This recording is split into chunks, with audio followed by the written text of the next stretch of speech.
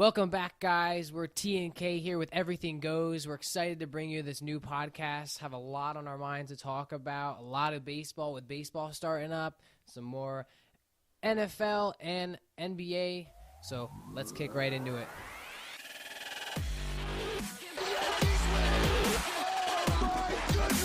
It's Elliott!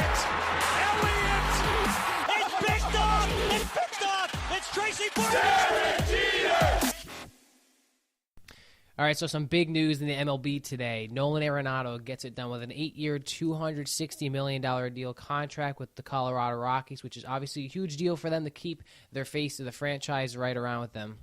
I think it's a great deal. Huge deal for them. I mean, he's a 4-time All-Star. He's 28 years old. He had great stats last year, batted .297. Just a great all-around player. He's ranked one of the best defensive third basemen in the National League. He's in his past 6 years, he's got a .291 batting average, .346 on base percentage, and a .539 slug. 186 home runs, 616 RBIs. Just a great all-around player. You nailed it right there in the coffin. I mean, he batted .297 last year. What more can you ask from? I mean, he's one of the best players, if not the best third baseman right now in MLB. I mean, he had 38 home runs last year. He won the Gold Glove 6 years in a row. I mean, what more can you ask for a guy to build a franchise around? You know, it's good for them. It kind of stinks for the Yankees. I think the Yankees were not signing Machado because they were hoping to get him next year. Oh, I would love him. I think that is going to put a big kink in the plans for what the Yankees had. But I like Andujar. We'll see what happens with him this year defensively. But as far as the Rockies go with Charlie Blackmon, he got locked up last year with a 3-year extension for $108 million. They have a good team. They really do. They have a really good team. Yeah, exactly. I mean, they have Trevor Story. I mean, they have Freeland and Marquez. You know, the top two in their rotation right now. It's just a matter of definitely everyone staying healthy because, like you said, they locked in Blackmon. They just locked in Nolan Arenado. So they have the pieces there to continue to build this franchise. I mean, they went to 2 straight wild card games. I mean, this team has definitely improved over the years. It's exciting to watch. You could definitely tell they're in a win now mode. Like they are definitely trying to keep these players around because they're winning with these players. And they have a good shortstop. They have Trevor Story. He emerged last year as a big star. He's lights out. And he led the majors in extra base hits. And he's a great player for them. And they said for Nolan Arenado, I mean, this was his best option because they said, you know, that he wanted to, if he wanted to go back to California to play for a team that he's from, I mean, all those teams have solid third basemen. You have Machado now. You have Turner. You have Chapman. You have Longoria. And the Angels aren't going to go after a third baseman for a long term right now because Mike Trout's a free agent last year. So they need to save as much money as they can to go out and get Mike Trout next year. And not to mention, they have a lot of cheap young position players that they also got coming up. David Dahl, Ryan McMahon, Hampson, and Rogers. So the team is going to be interesting to watch this year. I think, is it 2 years in a row now they made the wild card? Yeah. So they have a lot of things going in the right direction. See what happens. I mean, last year they finished 91 and 72, second place in the NL West. I mean, growing up, the Rockies sucked. I mean, it's cool to see the Rockies finally winning. And I think that this was an amazing deal. They needed to get him. If they lost him, that's huge. I mean, he's the cornerstone of that team right now. Well, it takes pressure off of them as a team, too. Now he's locked up to 2026. Takes a lot of pressure off of them. I haven't seen the contract yet. I don't know if he can opt out at any time. But it works out good for them. Well, I actually, it says here, I mean, that he can opt out after the 2021 season, so after 3 years. I don't really understand that yet. Because if you signed him to an 8-year deal and you gave him the ability to opt out in the third year, I mean, he gets that money if he opts out, doesn't he? Isn't that all money guaranteed? So it just confuses me there how you can allow him just to opt out and leave after the third year. Like say they have 2 losing seasons in a row, and the third season everyone's traded and he just wants to opt out. If he opts out of the contract, he don't get paid the remaining part of that contract. But doesn't he get a good amount of that? His contract's probably set up where if his option is for the third year, it's probably a front end loaded deal. So he's probably getting the max money up front, so that he could opt out later and hit the free agent market again if he wants to. It just confuses me that you give a player the option to opt out There's also third year though of an 8-year deal. Like at least make it the 4th or 5th. But there's always team options too. These contracts, believe me, these teams they look over these contracts. They do. Yeah, what's but they have right a no for the trade team. clause. He can't get traded. You know, in 3 years he's going to be 31 years old. Who knows what his numbers are going to be? Are they going to decline? I mean, he's always going to be a plus defender. But are his numbers going to go down offensively? I mean, they have these in there for a reason. And you know, they struggled getting a 1-year deal, and they went to arbitration.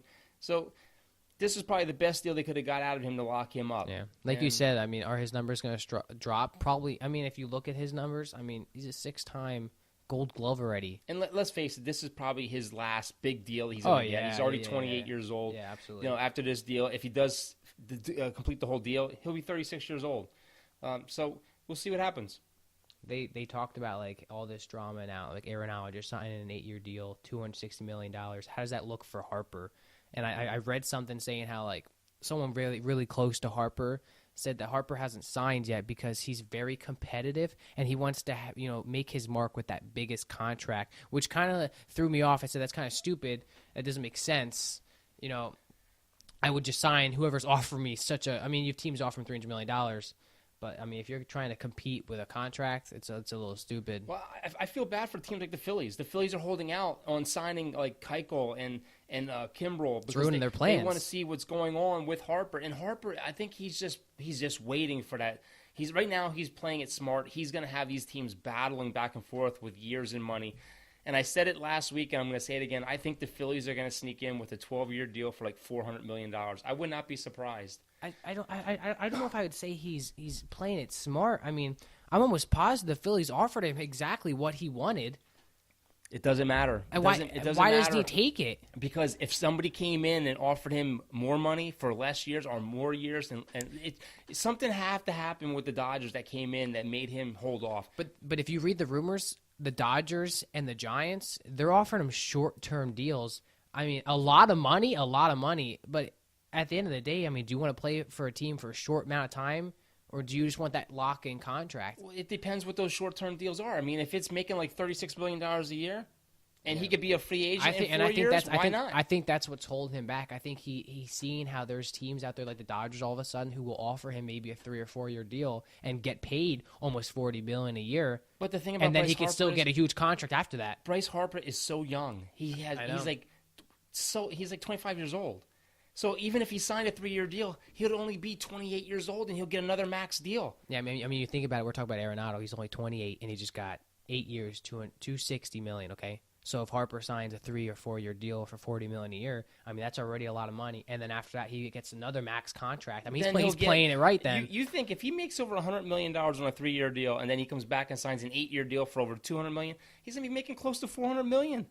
I guess he's playing it right if he's playing like that. The only thing is I feel like if you're Harper, you got to scratch off the Giants. I mean, if you want a short-term deal and also you want to compete, you have to either go to the Dodgers or Phillies right now. Those are the two teams that have the team to win. The thing about Harper is he's not making the decisions right now. He has one of the best agents in the game. Yeah. And he is playing these teams, and he's going to have these teams bidding against each other. And the report is the Dodgers don't like doing long-term deals. But you never know. They might come out and throw 10 years on the table or 11 years on the table. But I'm still sticking with my Phillies at 12 years, $400 million. It's just... I mean, I would want to sign with a team by now, you know? I mean, spring training started. What are you waiting for? And then what's crazy is that, like, there's so many people who aren't signed. I mean, we talk about this a lot, but, I mean, think about it. I've never seen something like this where there's so many free agents. I mean, Dallas Keuchel has to practice out of college now. I mean, he's not even on a team. Yeah. I mean, he just won the World Series last year. Yeah, but he's not panicking. He was on today talking about it. He's not panicking. Just want to say he won the World Series 2 years ago. I want to correct myself there. Yeah, and the rumor has it the Padres are looking at him. And speaking of the Padres, I tell you, the infield, if these young kids, if they come up and they play, that Luis Urias and Fernando Tatis, who had a home run, their infield is going to be awesome. I mean, I think Kinsler is going to be the odd man out because right now they got Hosmer, Machado, and Kinsler. I think Kinsler is going to be playing for a spot on the team with these two young kids. And Urias is only 21, and Tatis is only 20.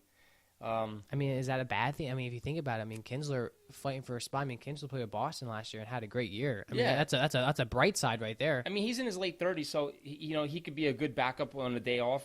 But Machado, I guess, is going to be playing third base for them, which their infield is looking really, really solid. And their outfield, I mean, they have so many options in the outfield that they can do with that team. They have Myers that's going to be probably playing center field. They have Travis Jankowski. They have Manuel Margot. They have Renfroe. They have Reyes. They have Cordero. They have a bunch of guys that they could throw out different situations out there to give guys a break.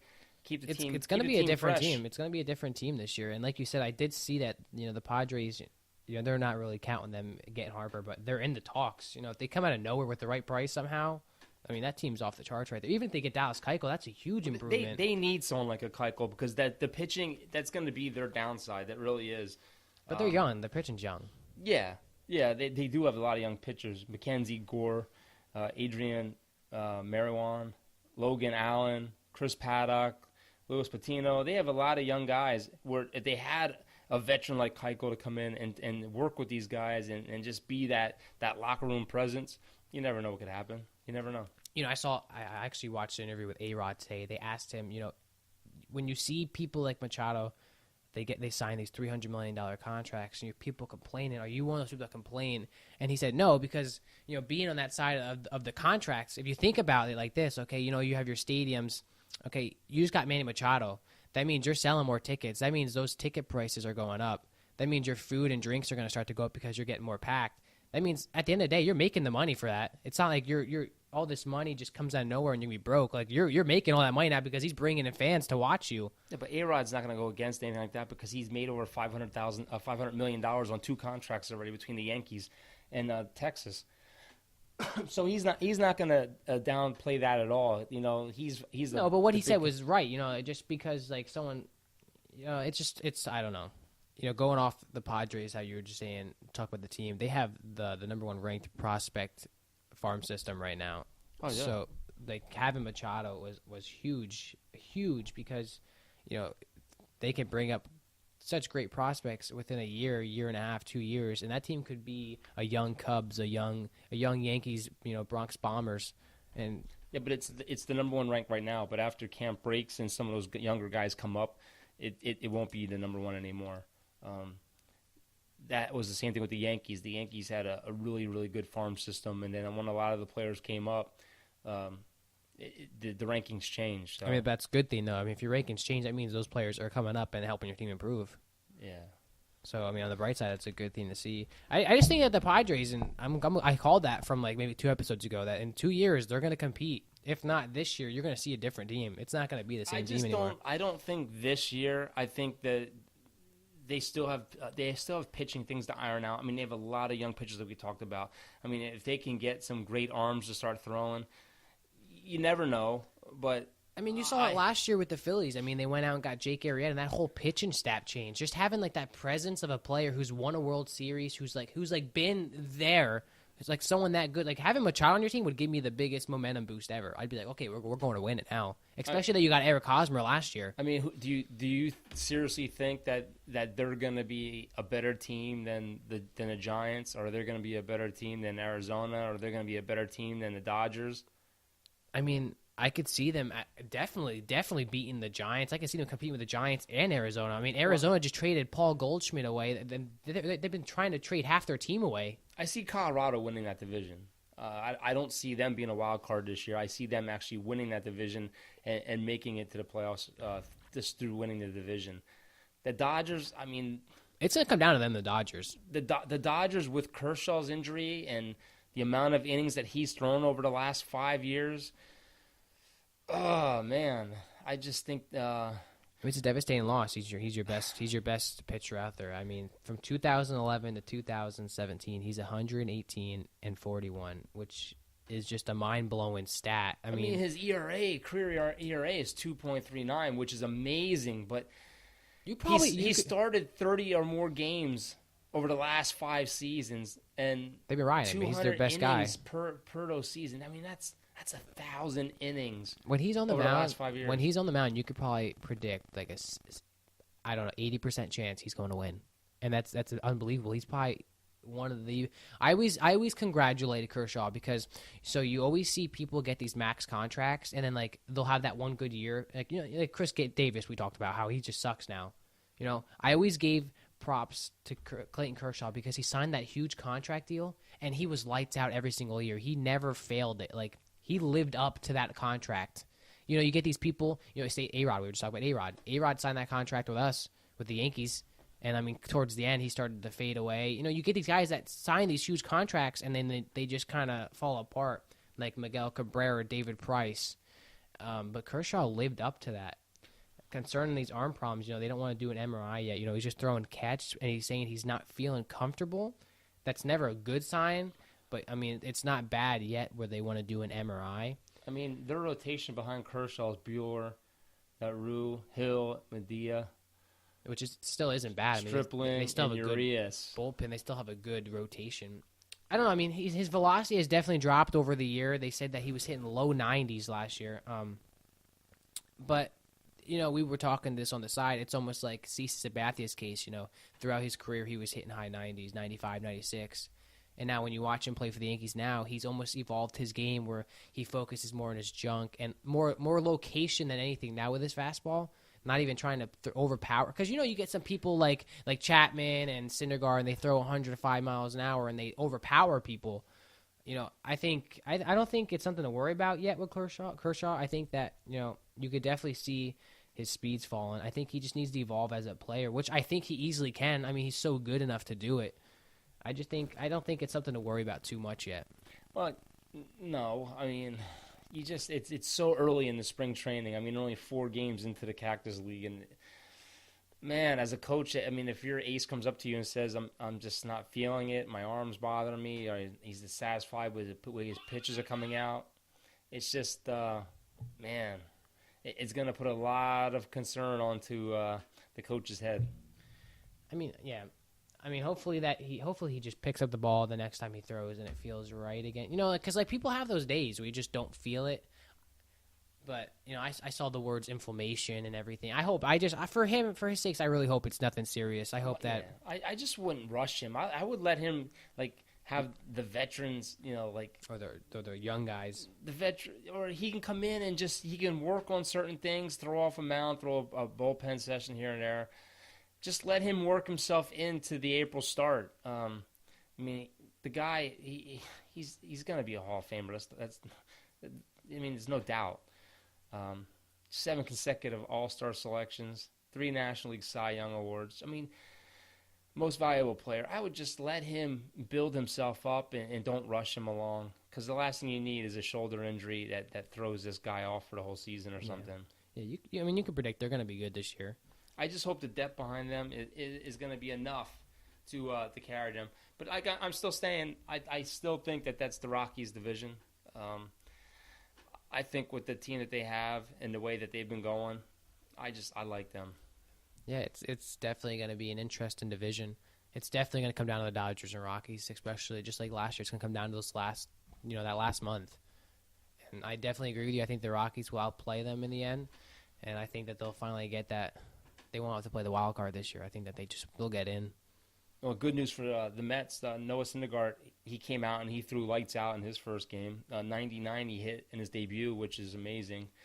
That's awesome, yeah, because he had his problems last year, so that's actually a really good sign. Yeah. It's just a shame. I wish he was on the other New York team. Imagine him on the Yankees with the staff that we have now. I mean, that would be lights out. I don't know. Syndergaard, I wanted him. I definitely wanted him. He just had his fair share of injuries. Yeah.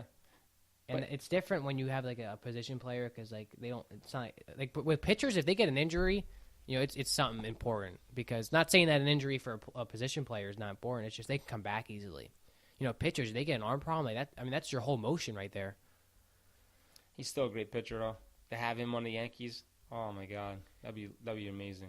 How about Tim Tebow? You think he has a chance making the pros this year? No, not a chance. I think they're just calling him up to give him a shot up there so that the fans can come check him out. It makes it interesting for camp. I don't think he's going to be on that roster. I think he's going to be down in the minors again. So do you think he has a chance at all in his career to get in the pros? No. No, none at all? No. Why? I don't think he does. I mean, he does well in the minors. I mean, within a year and a half. I mean, he's already probably going to be in AAA this year. Yeah, but who's ahead of him? Who's ahead of him on the depth chart? I mean, but you think about it. I mean, think of the Mets outfield. Mets outfield's always injured. Cespedes is always injured. I mean, they don't have like a lot of young talent. I mean, they have a few guys out there, but I mean, I don't think like he's gonna be someone who comes to the pros. He's not better than Michael Conforto. No, but listen, you gotta give him credit. Okay? He's not better than Brandon Nimmo. I think he has a chance to at least take a few at bats in the pros, like get called up. He's not gonna be a Mike Trout, a superstar that gets like a long-term contract. I definitely think he has it in him to at least get called up eventually.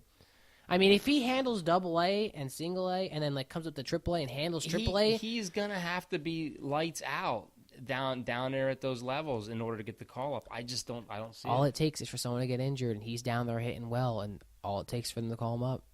I mean, you think about the players that got called up in the past for the Yankees. I mean, Tyler Wade, Brendan Ryan, like those type of guys. If they can get called up, Tim Tebow can get called up.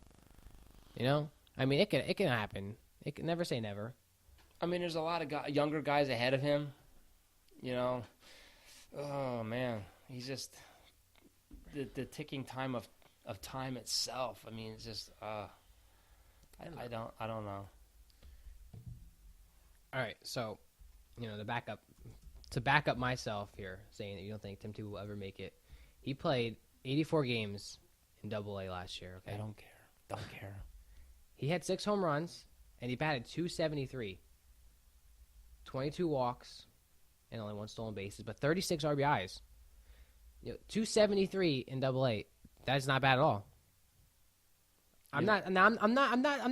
For everyone out there, some people like I'm not here boasting Tim Tebow saying, yeah, Tim Tebow's the best out there. He's definitely going to be up there one day. He's going to be the next Mike Trout. Like, I'm just saying because a lot of people talk about Tim Tebow being spring training and saying that maybe he'll make it. I think that he definitely will at least get a chance one day. I'm not saying he's going to be a star. I'm not saying he's going to be a starter. I think that he's at least going to get like a bench player at bat. He's going to be on the bench. Yeah, some depth. When they call up to expand the rosters in the end of the year if they make the playoffs. But I think it'd be awesome. It'd be cool to see. You don't think it'd be cool to see? In 84 games last year, he struck out 103 times.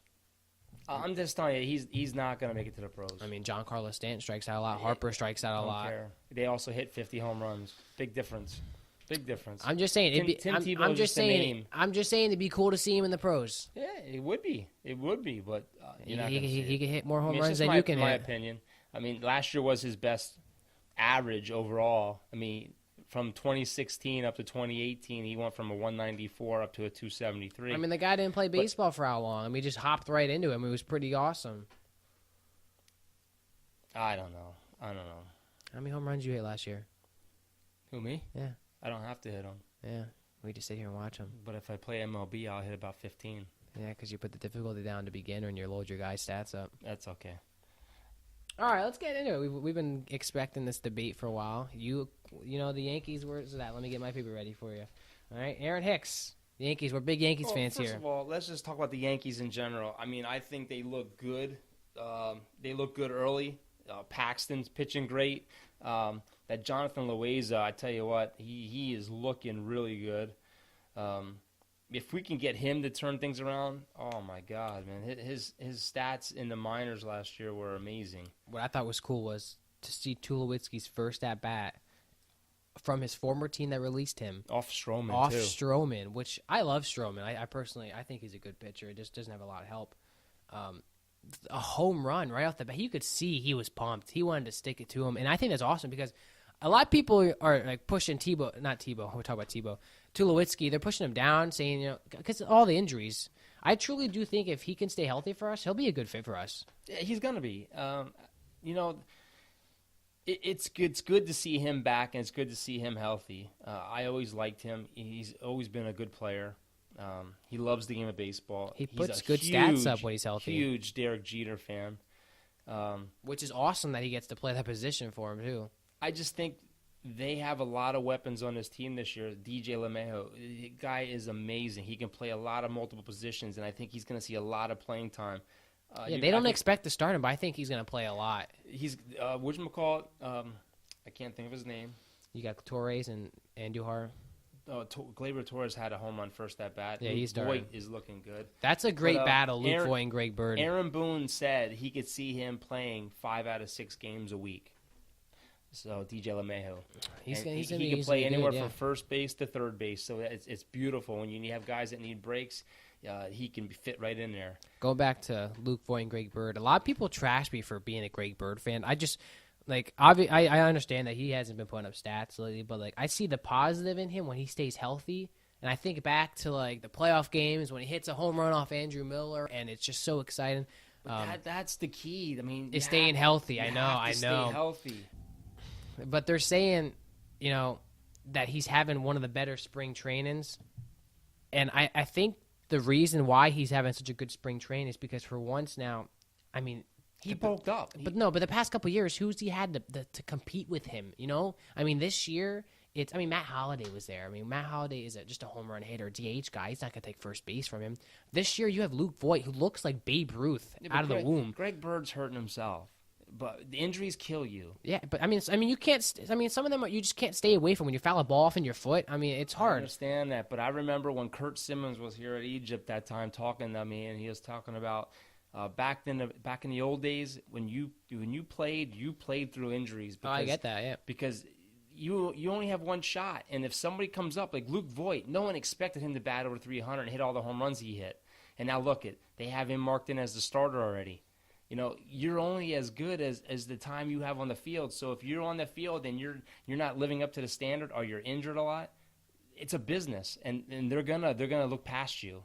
And listen, I personally on paper I want Luke Voit to be my starter right now. Okay, but if you can get Greg Bird to be hot with him, and you're rotating those two guys, and they're both hitting maybe 30 home runs this year, that's huge. You could DH one, you could back one up. If they both get hot, it's awesome. That's been the Yankees' Achilles heel for years. We need a good first baseman. We haven't had one since Don Mattingly and Tito Martinez. I mean, that's not true. And Teixeira.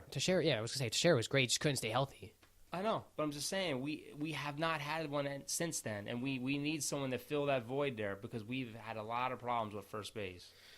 All right, give me your take on the Aaron Hicks extension because I know you don't like it, but I like it, so I'll let you go first. You don't have to let me go first. I don't like it, and you're gonna argue with your little stats that you have, but I don't even need stats to argue it. But my biggest stat is show me that you're gonna play. He showed you last year. Yeah, 1 year out of his last 6 years, he played over 100 games. I'm sorry, you can say whatever you want as far as his stats and he hits home runs, but when you're averaging only playing 80-some games a year. No, I don't think you deserve an extension. Dude, but you have to look at this extension and think, okay, they offered him only $70 million for 7 years. I don't care. They didn't offer him $300 million. I think $10 they offered him $70 a year is too much for a player who's this guy is one of the elite outfielders. You could consider him that with his stats. He has a cannon in the outfield. I don't remember what the exact speed was, but he threw for the fastest velocity coming out from an outfielder's arm. That's all fine and dandy. But when you're on the bench majority of the season because you're injured, he's never played over 140 games ever in his career. That's a problem. He played 137 games last year, 27 home runs. He's a switch hitter, which is huge for us, okay? That's awesome. He batted .248 with 11 stolen bases, okay? That's awesome. They are saying that this is almost like our new Brett Garner. We signed him for cheap, and he plays great for us when he plays, so I don't understand what's so bad about this deal. When he plays is the key word. He also had 111 strikeouts last year. Okay, you keep saying strikeouts, but look how many Judge almost set the record his rookie year. That's fine. Stanton strikes out. How about we complain about them? So between Stanton, and between Hicks, that's almost 350 strikeouts a year. All right, but that's too many. But if you want Harper, you keep adding those strikeouts. First of all, you're never going to see Judge on the bench. You're never going to see Stanton on the bench because those guys are big contracts. You're not going to see Aaron Hicks on the bench. He's our starter and center fielder. Yes. You're going to see Gardner on the bench. Gardner's going to play left and rotate. Stanton's going to DH. Judge is going to be in right field. So I could see Stanton. You're looking at it, and that's fine. That's your opinion. Everything goes. But I'm telling you right now, I don't like it. If you can't be on the field healthy, I don't like it. All that tells me is the Yankees have nothing in the farm system that can replace him right now. No, that's it. No, you see, Estevan Florio, I wish he would come up because he's going to be a star. He's not ready. Yeah. He's not ready. But if he gives me 150 games a year on the field, let him come be ready. So I look at this, okay? Okay, you look at this, okay? You take you take Aaron Hicks out of the equation, okay? You have Brett Gardner, Aaron Judge, You have Clint and Frazier. Stanton. Okay, Clint Frazier, I haven't even seen him get a hit yet in spring training. That's fine. They're only a couple games in. I'm a big Clint Frazier fan, but he can't. He has to stay healthy. Okay, you talk about being healthy. He can't even stay healthy. But see, this is where the Yankees messed up. Instead of signing him to an extension, they could have went after a Harper. They could have had a 25-year-old Harper, and they could have had an awesome outfield. I think if you gave me a lefty power bat like that who can give me almost 50 home runs in Yankee Stadium and who's going to be on the field for over 140 or 50 games a year, I'll take him. You just never know with Aaron Hicks. I'm sorry. Last year was a great year for him. I applaud it. 137 games. Give me 150 this year. I look at this, okay? I look at Aaron Hicks. Great year last year, okay? We need a center fielder. Who are you going to put in center field? Brett Gardner? He's getting old. His legs are starting to go. Okay, you sign Aaron Hicks to a 7-year, $70 million. Okay, we didn't give him $100 million. We didn't give him $200 million. We still have money to go get people. Okay, so that secured a solid spot in center field because we don't have the depth. Who are you gonna put out there? Ellsbury? He's dealing with plantar fasciitis. He was already under contract for this year. I would not have extended him till after the season. I would have said, "This is your show me year." I wouldn't have done it. I love this. That's deal. Great. I think that this deal, That's great. It gives us depth. Because I'll get you an Aaron Hicks jersey. I'll appreciate it. I'll try and get him to sign it. I think that it'll stay clean because it won't be on the field long. I think Aaron Hicks, he's been working out better. He's been changing his diet. He's been working body parts that he usually doesn't work out. I think he's gonna have a great year this year. He's been clutch for us in the postseason. Like, I think that this deal was a solid deal. We didn't drop $300 million for Machado. We kept someone in our team. But you would have been happy if they would have. I mean, I would have loved to take Harper, but like you said, that's a lot of strikeouts. Well, what are you gonna do? We don't control it. We just gotta sit here and debate it and argue about it. But if Hicks gives me anywhere near 150 games this year, I'll take it. But until then, I just don't see it. I don't see it as a good deal at all. I mean, Nolan Arrieta, he averaged 158 games over the past 4 years of being on the field. That's a guy that deserved an extension and deserved the contract. I don't know. We're going to have to see how this plays out, but I just think that you don't extend somebody. I mean, they're talking about extending Didi and Betances too, which I love. Betances, I think it's a great one. I love Betances as a pitcher.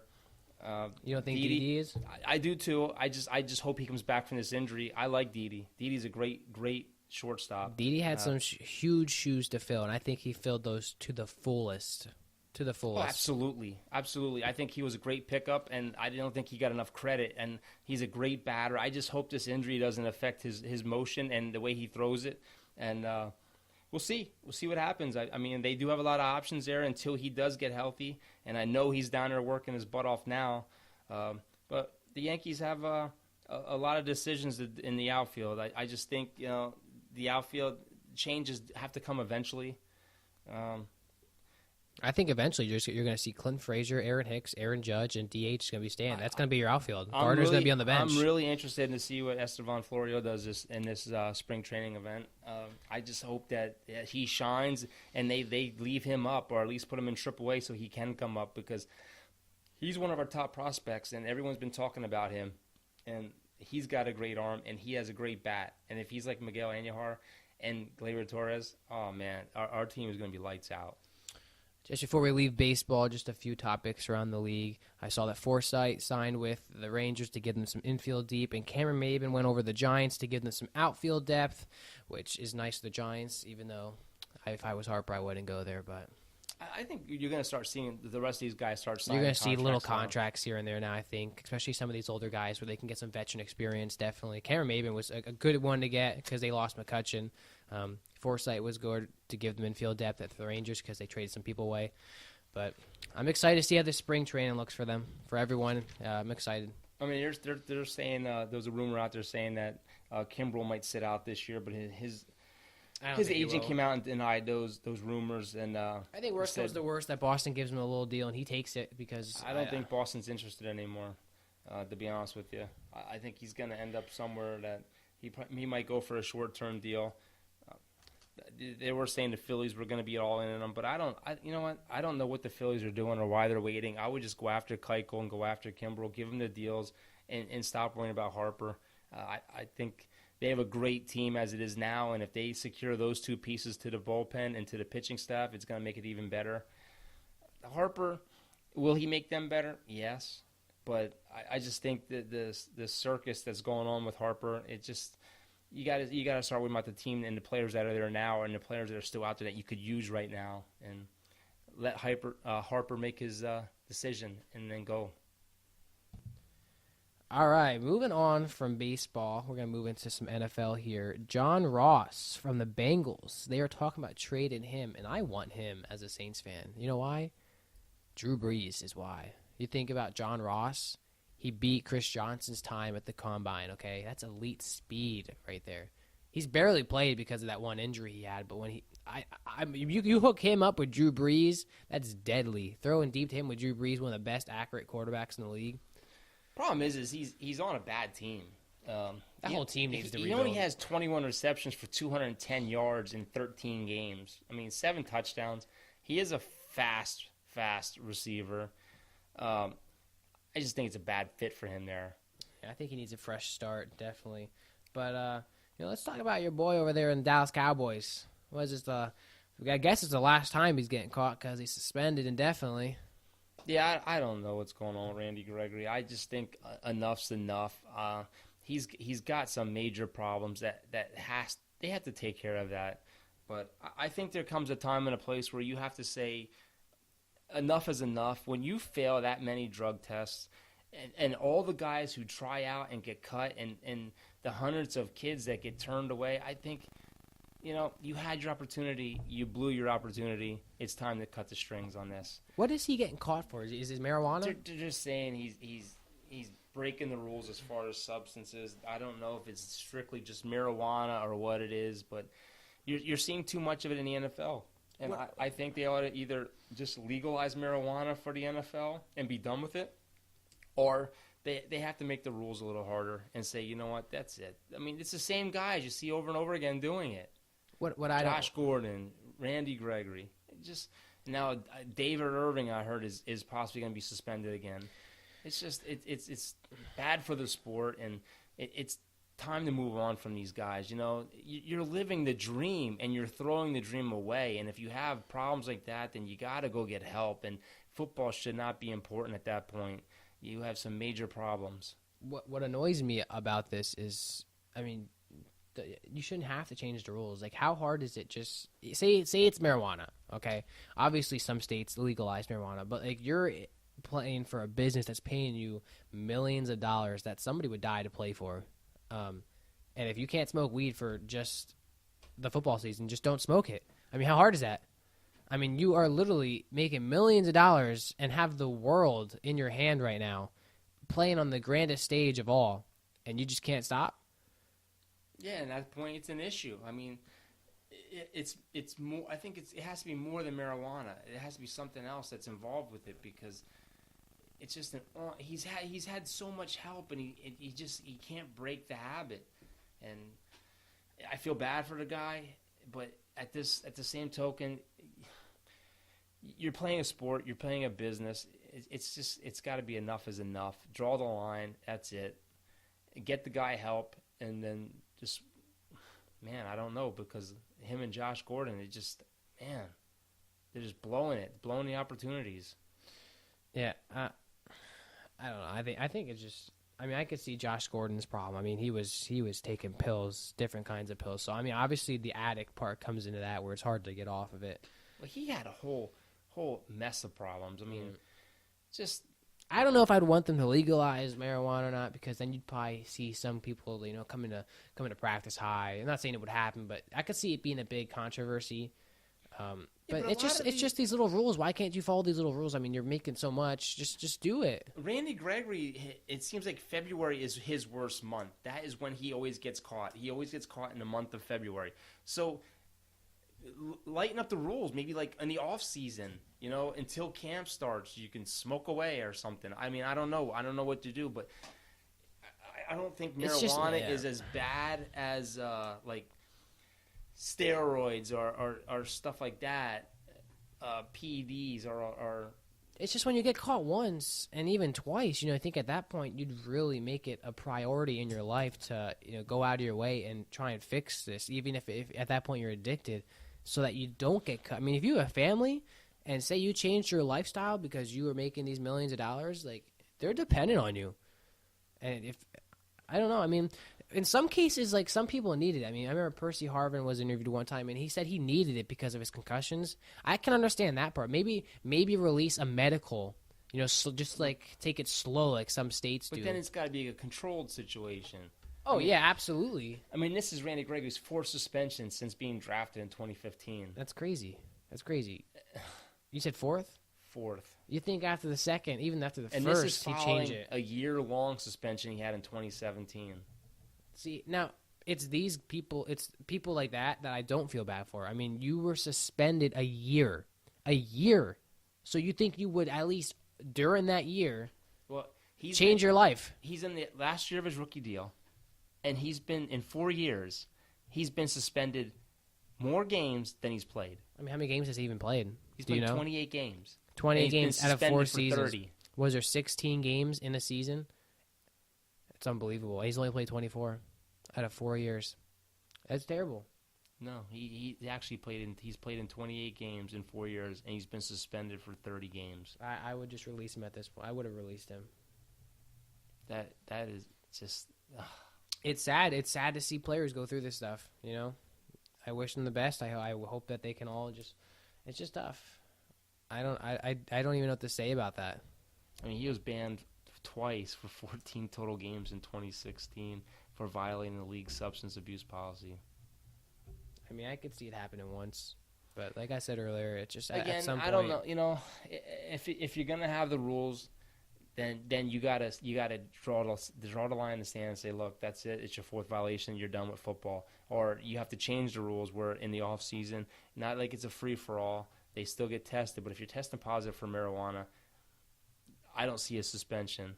But as long as it's in the off season, make the rules strict for the season. But God, just these young guys, man, they have the world just by the hand, and they can do what they want, and they're going in the wrong direction. Yeah, I mean, I'm not sticking up for them, but like, I mean, I know it's the NFL's rules, but if it's just marijuana, I don't see why someone needs to get suspended indefinitely. But like, if he's doing other things, other drugs, you know, then I can see it. Now, other Cowboy news: the Cowboys are confident that they're going to sign Randy Gregory, DeMarcus Lawrence before the March 5th deadline for the tag. Jerry Jones came out today and said that they're very confident that they're going to get the deal done. They're also looking into extending Dak and Zeke, and they're saying that good luck with that. Zeke's deal could be equivalent to Todd Gurley's, which, man, he still has 2 years left on his deal plus a fifth-year option. I just would not be extending him. It's kind of like, why are you even doing a deal right now? I mean, he's got 2 years left. Because they want to lock him up long-term, and, man, that's a lot of money. Well, good news, though, I saw that, Alan Hearns is actually getting ready. You know, that he'll be back for training and everything, which is good, because that injury was gruesome. It was terrifying. Well, there was rumors that they were going to cut him, which would be a slap in the face, man. I remember yelling at the TV saying, get up, man, get up. You haven't caught many balls all year, and then didn't realize his foot was facing the wrong way. Yeah. It's crazy news, man. Yeah, I saw that. They said that the Jets need to go full in on Le'Veon Bell if they want him, which would change their franchise around. Well, they have a lot of money. They do have a lot of money. They've always had a good defense, too. They still have a pretty good defense, but their offense is very young, have young receivers, a young quarterback. I think if you get Le'Veon Bell in there, that changes your offense around, changes them around right away. And they're saying that the Steelers will not lighten up on their offers, that they want max things in return for Antonio Brown. I'd be trying to get everything that I would. Yeah, I agree with that. They deserve a lot for him. He's one of the best receivers, if not the best receiver in the league.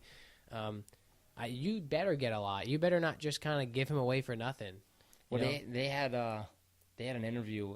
I'm not going to mention any names, but they were saying that ownership has given too much leeway to Ben Roethlisberger to be like the so-called captain and the spokesperson for the locker room, and I guess he's getting a big head over it. And a lot of the tiffs that are happening in the locker room are because of the amount of authority that Ben Roethlisberger has. You know, I could see it. I think I don't know if I want to say that yet, but well, he's another one that's been like he's always injured. He's always been teetering with retirement. Yeah. I mean, and then they drafted, I believe his name is Rudolph last year, who was a great quarterback in college. I don't know if I want to say rebuild there, but I think they need a fresh start.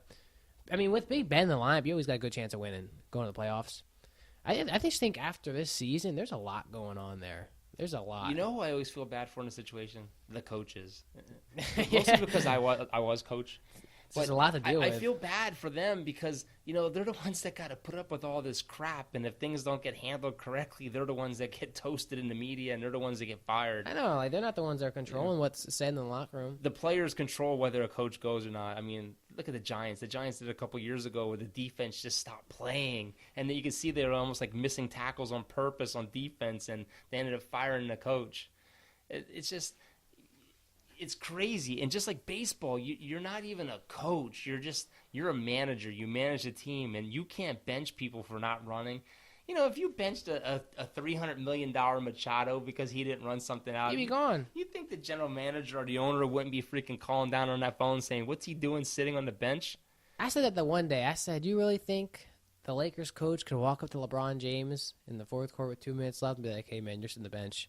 He would be like, man, you're crazy. I'm going out there to play right now. And he'd walk away. And then that coach would probably get fired for trying to bench the star of their team. Well, you know what's funny? The Lakers left the game the other night, and the bus pulled away without the coach.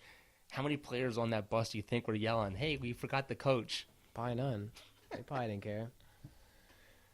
Oh, man. Well, before we end this podcast, I just want to say that this podcast was brought to you by Sam Owens Restaurant and Bar. Sam Owens. Located in 128 Chestnut and 2nd Street, Copley. Go check them out. Check out their menu online. Stop in and see them. Tell Bill that you heard us on Everything Goes. They have great food, great atmosphere. Some great food. We love going to Sam Owens. Pirates fans over there. But if you go online, you can check out their famous Eat Events calendar on daily specials. Some great food over there. We love supporting the local community, Sam Owens. Sam Owens is a great restaurant, guys. It's definitely a great sports bar to go to. If you ever want some good food, they deliver. Definitely check it out. Definitely get the Turkey Club. Bill, if you're listening, if you want to name it Tyler's Club, I got you, man. I got to get those Cajun wings. All right, guys, that's going to be it for today's podcast. Thank you again. This is T and K on Everything Goes. We hope you enjoy these podcasts because we love them. We even got our own new little setup now. I feel like we're doing our own jobs now. Hey, keep the likes coming and keep subscribing. And if there's anything that you guys want us to talk about, hit us up in the comments and let us know, and we'll check that stuff out. All right. We hope you guys have a good one. This will be up on YouTube with Everything Goes. And don't forget to check out our Facebook page, Everything Goes, with a Z at the end, guys. Hope you guys have a good one, and thank you.